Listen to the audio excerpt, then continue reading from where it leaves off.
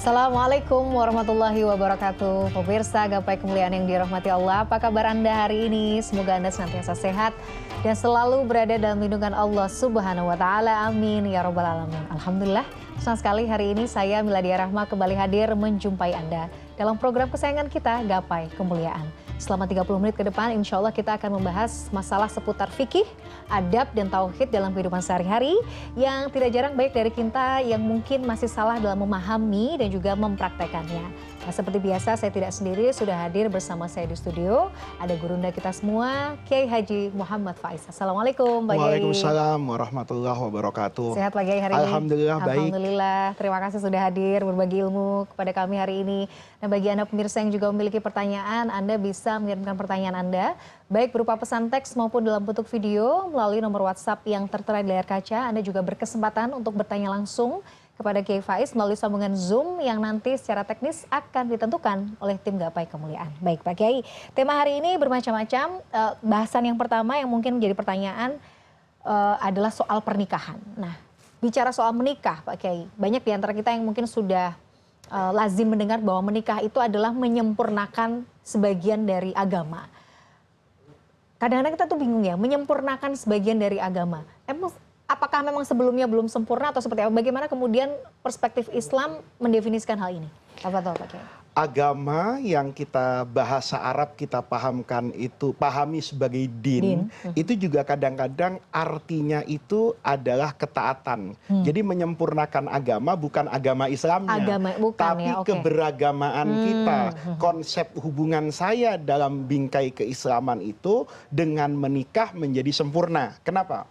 Karena agama itu kan sebetulnya Allah turunkan itu tuntunan kan. Tuntunan dalam artian untuk mendekatkan kepada Allah. Nanti ujiannya itu berupa hawa nafsu kan. Nah, hawa nafsu yang terbesar buat manusia itu adalah relasi antar lawan jenis. Nah, kalau dia sudah memenuhi ini, dia sudah menikah, seolah-olah aspek syahwatnya itu sudah lebih tenang. Maka dia bisa lebih berkonsentrasi untuk menjalankan ibadahnya. Kalau ada orang yang misalnya sudah sholat, sudah puasa, tetapi hasratnya kepada lawan jenisnya belum sempurna, belum bisa dia salurkan, itu maka boleh jadi belum teruji kan, gitu loh, belum pada puncak kehusuan dan sebagainya. Maka di sini kata ulama, orang yang menikah itu dikatakan sudah menyempurnakan agamanya karena dia sudah mengerjakan ini, sholat, puasa, ya kan. Nah, ini hablun minallahnya kan, tapi hablun minan nasnya. Anda baik ketika sholat, baik nggak sama istrinya? Anda sudah baik ketika puasa, baik nggak sama anak-anaknya? Ketika dia berani untuk menikah, melestarikan agama, punya anak, kemudian anaknya dididik untuk kemudian meneruskan sujud dia, meneruskan puasa dia, maka seolah-olah orang ini sudah menjadi sempurna agamanya. Pribadinya sudah soleh dengan puasa, sudah soleh dengan zakat, dia kemudian secara sosial kebutuhan manusianya juga sudah dia lakukan.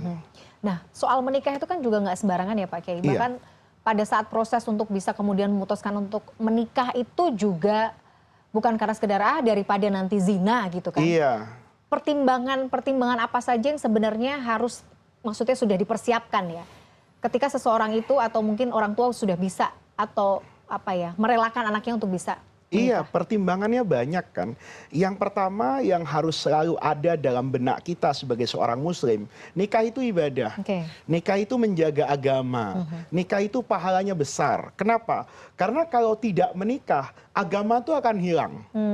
Coba, seandainya saya tidak menikah, saya tidak punya anak. Mila tidak menikah, tidak punya anak. Berarti seiring nanti dengan kepergian saya, maka berkuranglah umat Islam. Seiring dengan kepergian Mila nanti, berkuranglah umat Islam. Kalau umat Islam mulai hari ini berhenti menikah, tidak ada yang punya anak, maka kita bisa bayangkan setelah siklus sekian tahun, maka kaum muslimin ini akan hilang.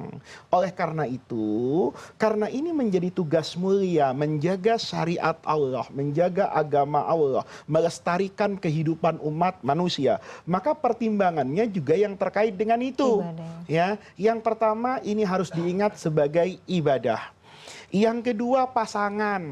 Nah, pasangan ini kan tentu harus cocok. Jangan kemudian kita memasangkan sesuatu yang tidak cocok. Kalau kita ingin berpasangan dengan orang yang baik, maka kita harus menjadi orang yang baik. Kalau kita ingin memiliki pasangan yang dermawan, maka kita juga harus dermawan. Dalam konteks itu, maka Rasulullah Shallallahu Alaihi Wasallam itu mengatakan masing-masing pasangan laki dan perempuan ini berhak untuk memilih.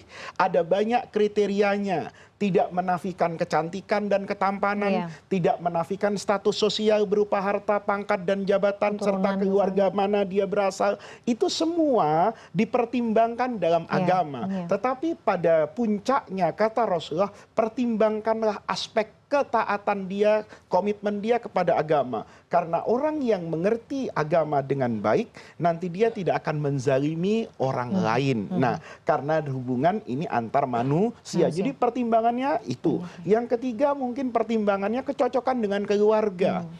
Saya ini ketika menikah, saya berharap istri saya itu bisa memperlakukan ayah dan ibu saya dengan baik. Sebagaimana istri saya ketika menerima lamaran saya, dia berharap bahwa saya bukan saja menjadi suami buat dia, tapi menjadi anak buat ayahnya, menjadi kakak buat adiknya. Nah, ini semua harus menjadi parameter dan ukuran.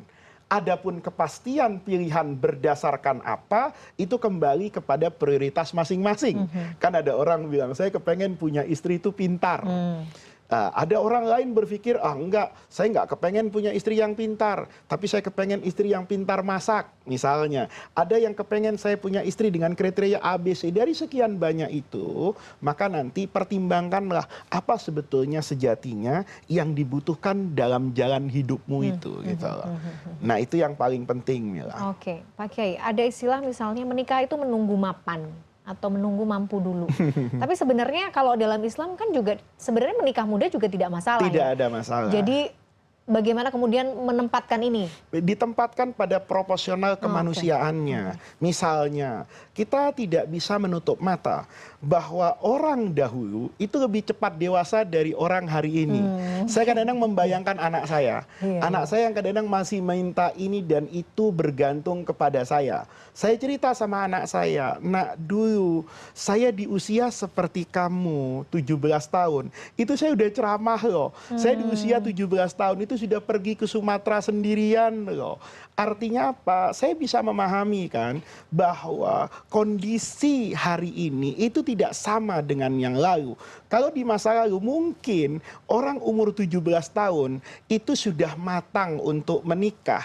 Tetapi hari ini boleh jadi kondisinya berubah. Maka kalau kita lihat kepantasan, kemapanan itu bukan sesuatu yang baku diatur oleh agama. Itu berlaku tentu dengan nilai dan norma. Apa yang ingin saya katakan? Di dalam fikih, pernikahan itu sah dilakukan oleh anak yang masih kecil. Saya menjodohkan nih anak saya dengan anaknya si A, anaknya Mila misalnya dengan anaknya si B, sah saja menikahnya. Saya menikah dengan anak yang masih kecil itu boleh.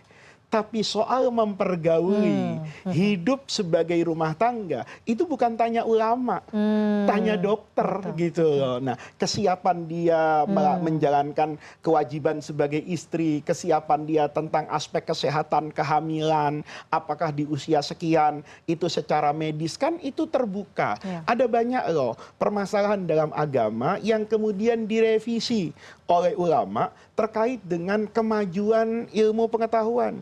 Dulu mempermasalahkan orang hamil itu haid apa tidak. Karena ada binatang yang haid ketika dia hamil, ada perempuan yang merasa keluar darah ketika haid dan mirip ketika hamil dan mirip dengan darah haid. Tetapi kan ilmu pengetahuan kemudian mengatakan bahwa tidak mungkin perempuan itu haid dalam keadaan hamil dan itu disepakati oleh ahli medis. Keluar kita dari sana. Jadi dalam aspek pernikahan, mapan atau tidak mapan itu bergantung kepada kondisi orang.